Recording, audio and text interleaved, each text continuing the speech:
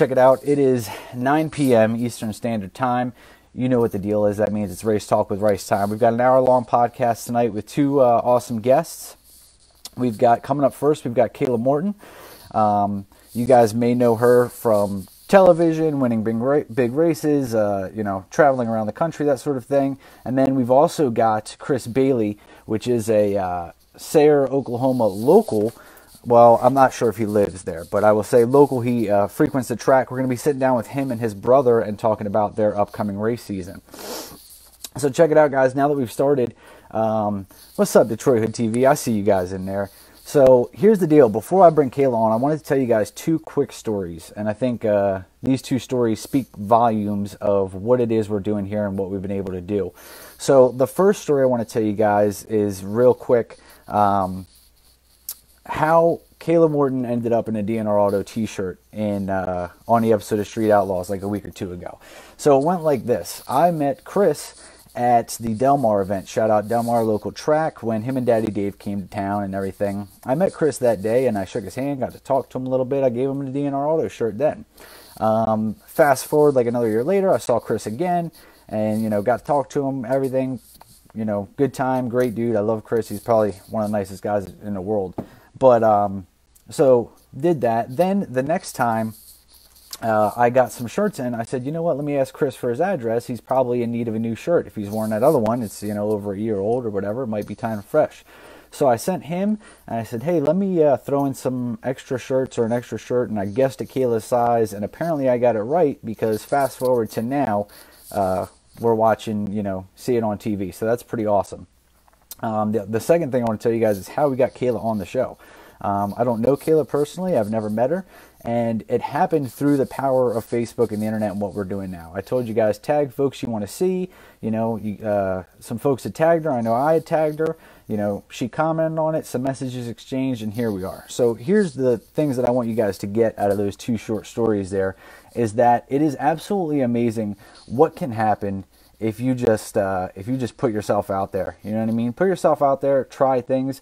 Anybody who's interested in doing some of the stuff that I do now, or similar work, or whatever the case may be, or just even in life, because you look at it and you go, just nice gestures get you a long way and go a long way. So we're not going to waste any more time on that. Let's go ahead and bring our first guest in. Oh, why do we say that? Can't bring Kayla Morton on camera. Is she not here anymore?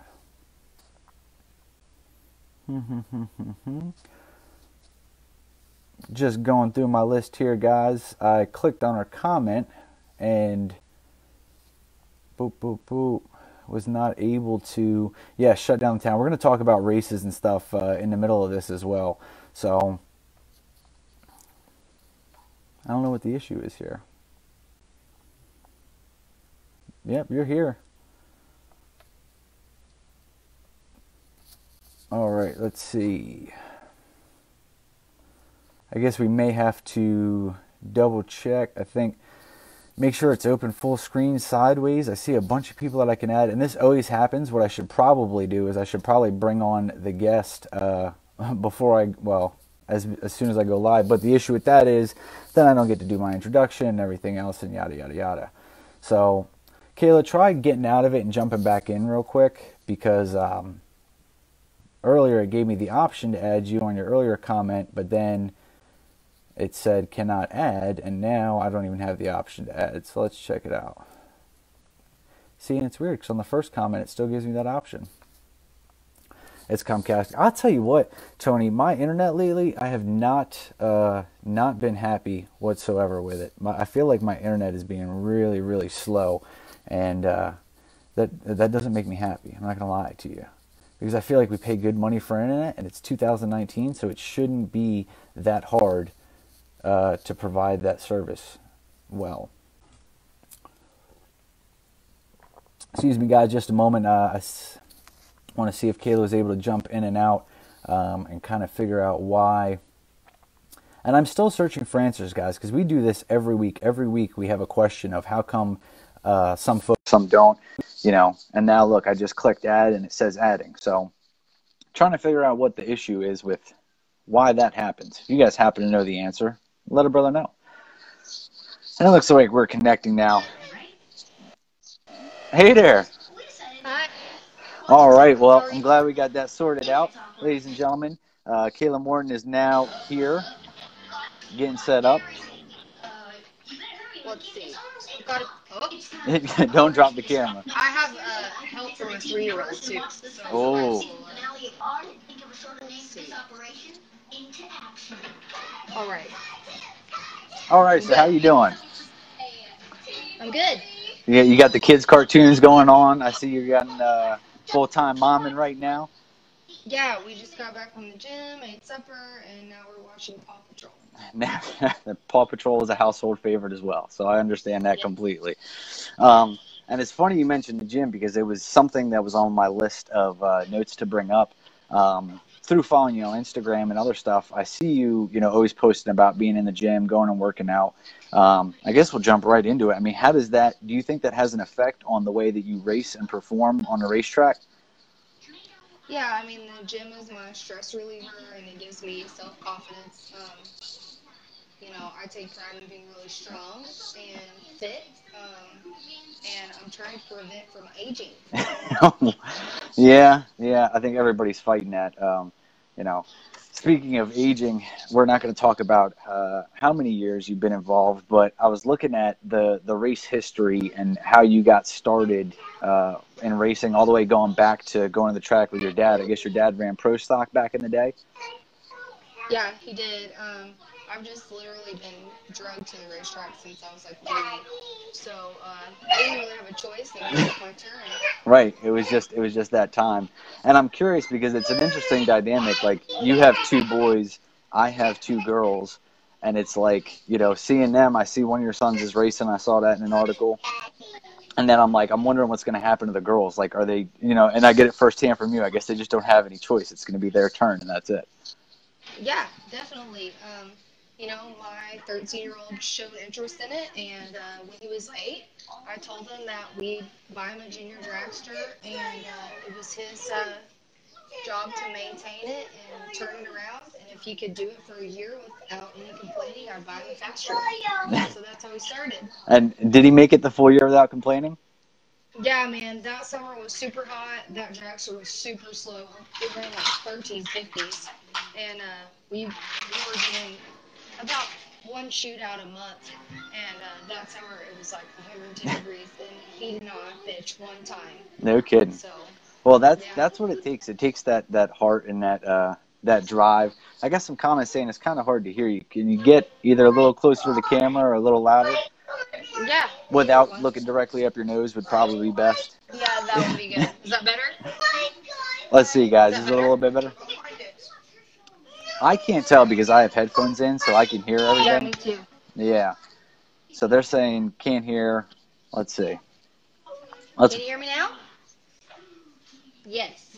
I We see have Tony one down. comes in with the yes.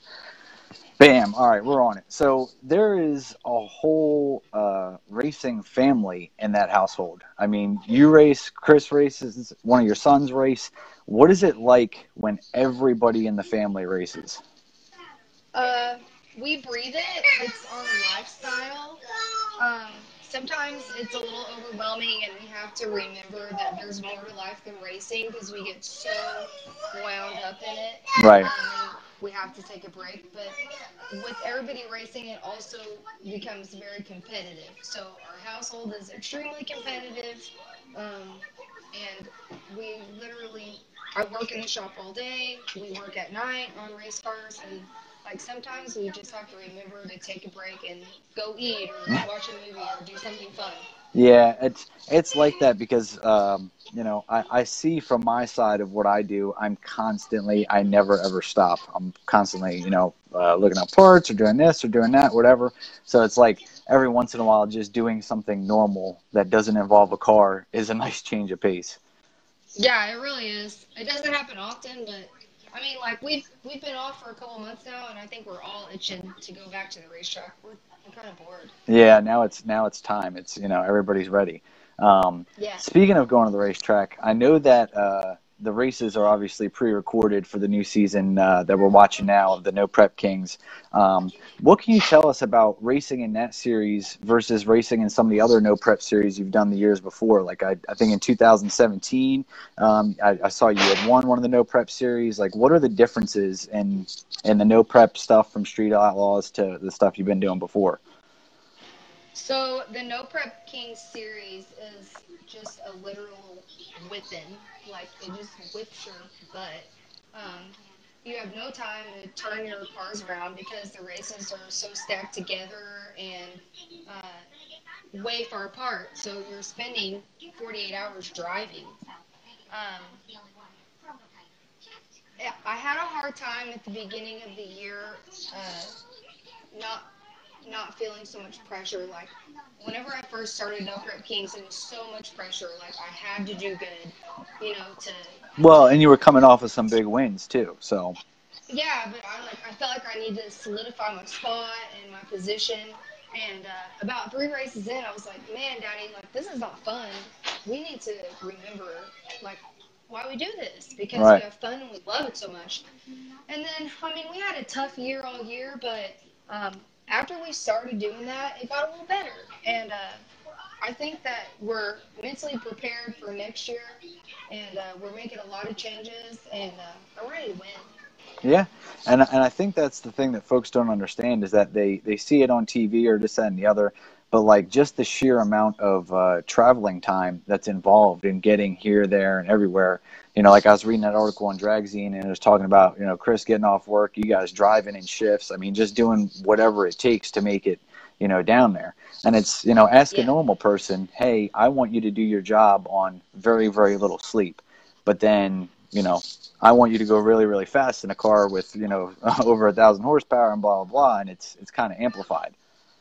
yeah. On Fridays at the No Prep Kings races, we're just kind of zombies because Chris works a normal job. So he gets off work, we drive all night long, pull into the racetrack at the last minute, and buckle up. and, So and start going to town. yeah, And then speaking of jobs, this one was a funny one because I don't know if it's true or not. I was not able to confirm this. But did you cut hair at some point? yeah, I did. That's how. So I went to Votech in high school because I just was not I cut did out for too. college. I Yep. do not have the attention span for college. So I went to Votech and did hair, and that's how I supported me and my oldest son for a few years, and then I worked part time for my dad. That's And then when I was about 22, it was just time for me to work full time in the shop. So yeah. that's what It, I did. it's funny because I saw a comment like somebody had shared the post, and then I saw a comment. Somebody was like, "Kayla, cut my hair," and I was like, "Well, that's one I've Yeah. never heard before." Yeah. So speaking of the shop with your dad, what's it like working with family members? I do that as well. My significant other works with me, but what's it like working with family members, working with your dad, and then doing that all again on the racetrack on race day? So my dad and I have a special dynamic. We get along extremely well. Um, we can finish each other's sentences, and we both have extremely short fuses. Right. Uh, but the great thing is, like, we can be screaming at each other 1 minute, and then literally 1 minute later, we're not even mad anymore. So it works out really good, and he's taught me everything around the shop and race cars. Um, he's extremely smart, and he has a lot of years under his belt. So Yeah. There's one thing working I with Chris say. is a little different, but me and my dad do pretty well. Yeah. That's one thing I say is I never mess with old men because they know stuff. They've got knowledge. You know what I mean? Like wise Oh beyond our man, years.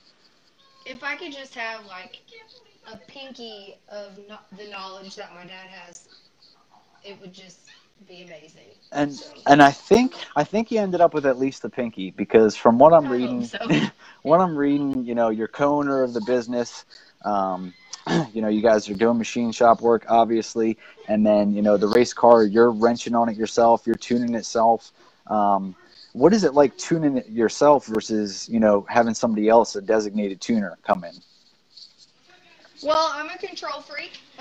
I just don't want to rely on anybody else to tune my stuff. Now I do have help from Andre Davis, tuned by Dre. He helps me with some things and logs in and gives me his opinion. But Right. you know, I just can't rely on somebody to be there for me. And if somebody's tuning 5 or 6 cars at the racetrack, like I don't see how they can focus and make yours the best if they're focusing on 5 or 6. So, if it's screwed up or if it messes up, it's nobody's fault but mine, Right. and I'm okay with it. Yeah, and I think that's a big part of it too, because I'm in a similar fashion where I look at the car, and I'm like, man, I would rather, if it goes wrong or if it doesn't do what it's supposed to do or whatever, I'd rather be because I screwed it up than have to guess like, well, was it something they did or was it a combination of both, or how did we get up there? So, I, That's like it's so much more rewarding to do it yourself. Like you're not paying somebody to make your car go fast. Like you make a fast pass or you beat a big name, and you know that you did that. Like we did that. We built the motor. We tuned the car. Like that's very prideful. yeah. And it is. There's a lot of pride that comes with it because, at least even if you're in losses, you can hang your head high knowing that you did it. And you know what? It may have been a loss or this, that, or the other, but you got there. You were the reason it's there. Right. Well, I see a lot of stuff saying apparently people don't want to be on your bad side. You're very blunt. I think that's one we all know. I don't think you have any trouble fitting in what seemed to be a male dominated sport, but we're seeing more and more women now. Do you think that's part of what's made you so successful? Is just man, woman, regardless, just having that attitude of not putting up with crap and just having that deal. Yeah, like I can hold my own. I don't have a problem with that, and I respect them, and I've earned their respect. You know, I can drive with the best of them, and I think they know that. And I've known these boys since I was a teenager, Yeah. so it's not like I'm some newcomer. Like they brought stuff to my dad's shop when I was riding bicycle around there. Well, So well, and I think if I remember this correctly, I think the only thing that changed in your life from the Street Outlaw show, from what you were doing to what you are doing, is Chris. That's it. that's pretty much it. Yeah. Right. Like a lot of people forget that this stuff has been, you've been racing for years. You've Yeah. been, traveling the country. You've been doing this stuff for so long. TV was nice. It helped bring more exposure to it, but this was just something that's been in your blood forever. Yeah, for sure. I mean, um, I've been driving for over 15 years, so I have a lot of seat time, and I'm very familiar with all aspects of racing, and it's fun. Yeah, it definitely helps. Having years of seat time, experience, being able to make decisions based on years and years of experience, which is you can't beat that. Um, Yeah. with that being said, I've seen a big rise, and I know a lot of people have seen it. It's become more popular, where women are more involved in the sport of drag racing and everything else.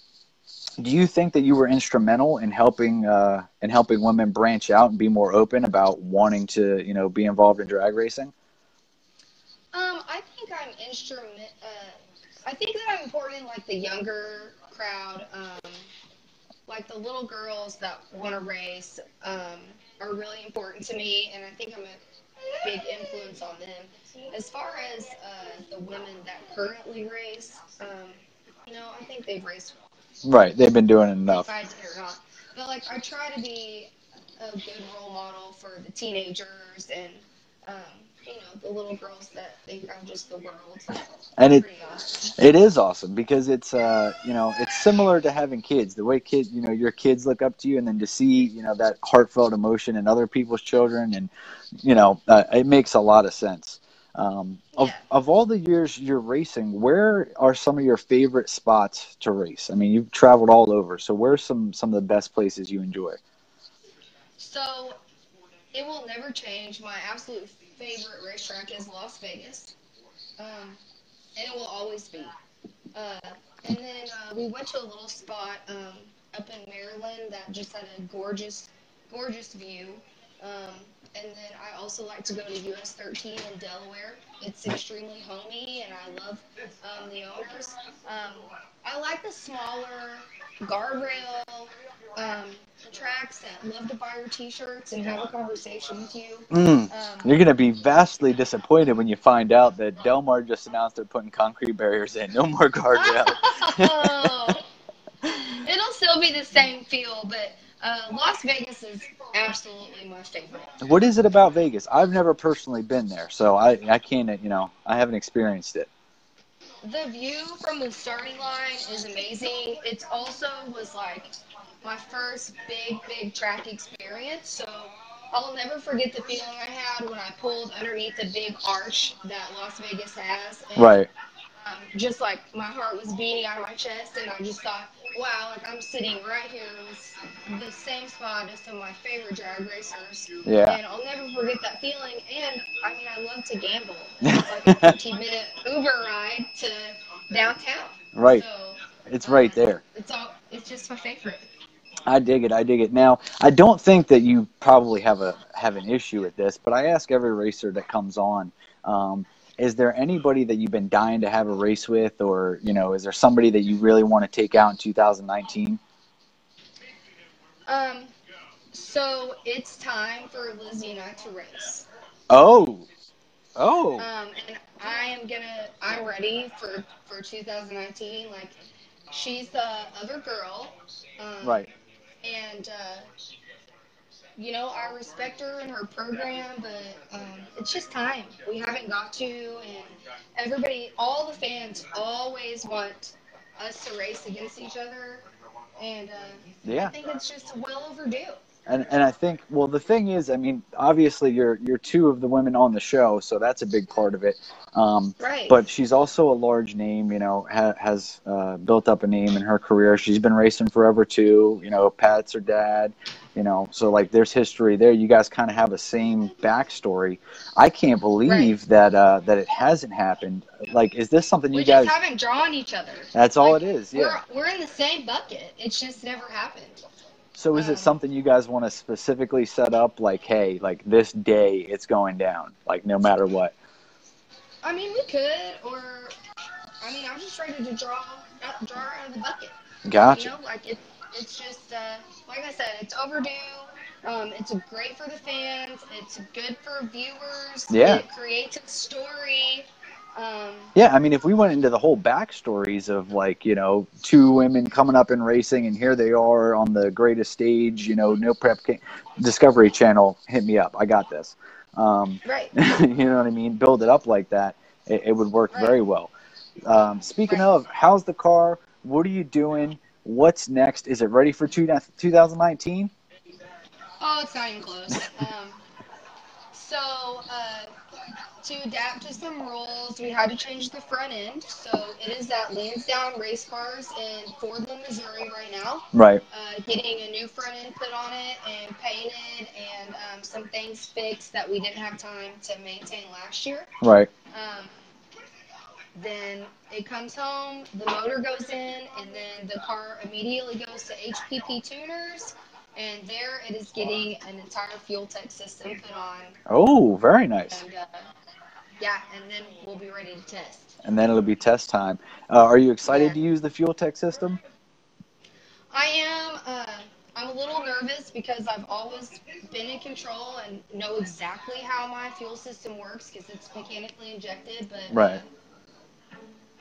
fuel tech, I'm gonna learn it, take the class, and open my ears to everybody who has suggestions and advice. And I think that it will consistently pick up a tenth or two um, on the fuel tech. And that's going to be awesome because nobody is ever sad about going faster. Jason says it's getting an Absolutely. LS swap. I don't think so. No, never. um, and I read something earlier, and I was like, I don't even know. Because I was doing my research as I usually do, try to find stories and stuff to talk about.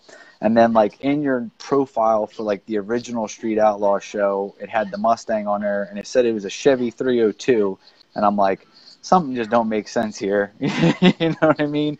Like, I think they're BSing for the website. But I don't think an LS swap is happening anytime soon either. It's never gonna happen. We're Ford for life. Yep, and you guys are, doing amazing work on the engines, and it shows. Being able to compete at that level week after week, really, it says something about your program and about the motor, and being able to take that harsh beating and keep going. So, Yeah. real quick too, I also like to give an opportunity if you want to shout out any sponsors or anybody that helps you along in the racing season. It's always good to give them thanks when we can. Oh man, I always forget somebody. So Yeah, Lansdowne, yeah, it's bad. Lansdowne Race Cars always helps us. He's been my friend for years and years. He does awesome work, uh, and he always gets my car in as soon as I ask him to. Fuel Tech is helping us this year. Crowder's always on board with me. Shannon Davis with Davis Technologies. Gets us down the shittiest tracks ever in one pass. So he's a huge asset to our program. Andre Davis, Pro Charger for sure. They've backed me for years. Even before I became really popular, they right. always had my back and helped me out. So Sergio and Pro Charger are really good people. Um, and JMS Chip helps us with tires. And of course, my dad. He is the backbone to this whole program, and it would not function without him. So he's always my most important shout out. Well, I appreciate that because like I said, I know what it's like to have family involved in racing. I think that's awesome. I think it's a great thing for everybody. And on top of which, I wanted to add to your list of people to thank because I want to thank you. I'm just a small town guy, middle of nowhere, Delaware. And it's been amazing for me to have people call me and text me and everything, seeing you wearing our shirt online. I can't be an official sponsor. We don't have that kind of deal set up, but I would like to get your PayPal information after this. I want to buy your next tank of gas for the racetrack to say thank you. Oh man, I appreciate it. That's awesome. And anytime, I love helping out the little guys and trying to get some exposure because you just need one moment, and Yeah, it could be big. I yeah, mean, 2 years ago, 3 years ago, I was racing in Springfield, Missouri, and Tulsa, and just little shootouts, and right. just Speaking went of on which, and played my have you car. ever been to Sayre, Oklahoma? I've been once, but I've never been to the Sayre Street races. Now Chris went and he won. He won Yeah, there. yeah. So maybe if we're off, we could come support a race. Yeah, it's crazy. Like, speaking of things can change like that, a month ago I was like, man, I'm kind of stuck, whatever. I started a podcast. Now I'm flying out to Oklahoma to host a race. I'm sitting here talking to you. I mean, I couldn't be happier. And I can't thank you guys enough for the support and everything you guys do for the sport. Like I said, I haven't gotten to meet you personally. This is the first time, but I've met Chris a couple times, nicest guy in the world, and I think it takes people like that to continue to grow the sport. You know what I mean? You have to have that kind of attitude. Not everybody has that attitude, and I've seen it, so I appreciate it, when you do. Yeah, and that's important. I have two boys that are gonna race, so we have to continue to grow the sport and do what we can for it. And everybody needs to watch No Prep Kings and support it, so we can have our viewers up and get a season 3. Yeah, and it's crazy because the people don't understand like how much impact it has just on Facebook. Talking about the events, watching it on TV. It's possible that these things can go away. Like it takes the fans' support and then the dedication of the drivers to get to everywhere they need to get to. I mean, everybody's involved in keeping it going. So Oh, 100%. I mean, we've watched how many classes go away in racing, like right, and just in general, if you don't support, yeah, if you don't support it, it dies. there's always a chance and it will die.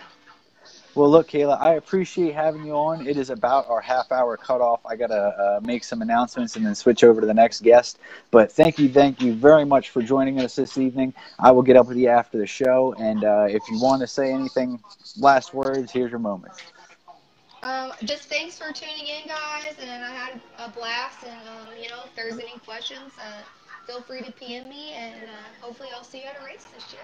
Sounds good. Well, we're hoping to see it, and good luck in the rest of the racing season that hasn't been aired and the upcoming racing season as well. Thank you so much. Thanks. Okay, bye bye. Bye.